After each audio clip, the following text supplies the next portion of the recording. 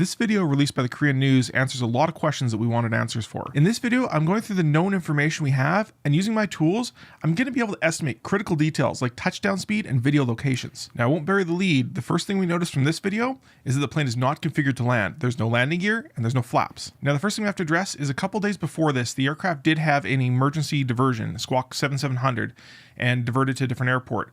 That incident has been confirmed to be a passenger issue and not an issue with the aircraft, so it is unrelated to this crash. The flight started at an airport near Bangkok in Thailand and ended here in Muon in South Korea. According to all reports, the flight was completely uneventful until this accident. The plane involved was a Boeing 737-800 that originally flew in 2009 and flew through Ryanair until 2017 when it was delivered to Jeju Air. This airport has a high incidence of bird strikes and even has bird activity areas listed on its charts. Now for the accident sequence.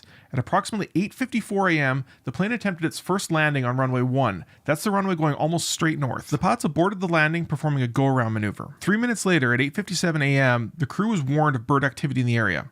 1 minute later, the plane declared an emergency. Approximately 6 minutes later at 9:03 a.m., the plane attempted an emergency landing on runway 19. That's the southbound runway, completely opposite to the one they just attempted to land on. Here, the aircraft overran the runway and crashed into a wall at the end. Next is an analysis of this clip, and while you're up looking at the plane, I'm looking at the ground. Note the glass banisters, the location of the shadows, and the mountains in the background. We know the accident happened at 9 a.m., so if I set up all my conditions right, we can figure out exactly where this footage was taken from. The shadows tell us the view faces south, and these mountains look very much like the ones south of the runway. That means the footage was most likely taken from this building, which was built after 2015 when the latest street view images were taken. That means this engine incident happened during the first approach and likely caused the go-around. We can also figure out how fast the plane is going by analyzing the video. We can count approximately 44 frames between the plane reaching the end of the threshold and the end of the pavement. That's approximately 1.466 seconds on this 30 frames a second video.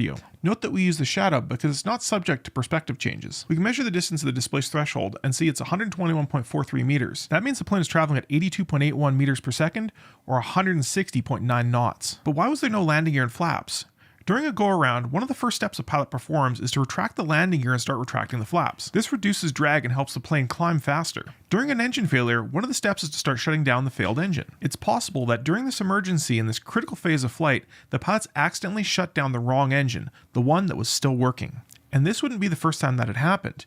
In 2017, a flight from Delhi to Mumbai had the pilots shut down the wrong engine during an engine failure. If both engines were shut down, both hydraulic pumps would be shut off, and there'd be no power for the backup electric pumps. But the Boeing 737 has a backup system, a set of levers that will drop the landing gear using gravity alone. Unfortunately, these levers are not in a very ergonomic position. Faced with losing altitude and airspeed, the pilots may just not have been able to reach those levers in time. But why is there a wall at the end of the runway? That wall is used to elevate the ILS approach system. Keeping those antennas off the ground makes the system much more reliable and helps planes land in very poor weather. But those walls can also be used to protect people and property around the airport. Just beyond that wall is several buildings, including vacation hotels. While it made the accident look much more dramatic, it may have been responsible for saving many more lives. The black boxes have already been recovered, and the NTSB has been tasked to work on this case.